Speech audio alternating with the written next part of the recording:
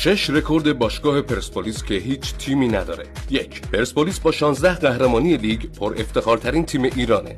2. ارتش سرخ رکورد تاریخی 43 بازی بدون شکست توی لیگ فوتبال ایران رو داره، یعنی تقریباً 2 فصل متوالی حتی یه باخت هم نداشته. 3. پرسپولیس رکورد بیشترین سگانه تاریخ فوتبال ایران رو داره و تا حالا 3 بار موفق شده توی یه فصل قهرمان لیگ برتر، جام حذفی و سوپر جام بشه. 4. پرسپولیس تنها تیمیه که 5 فصل متوالی قهرمان لیگ برتر شده. این شاهکار حتی برای تیم‌های اروپایی هم قفله. 5.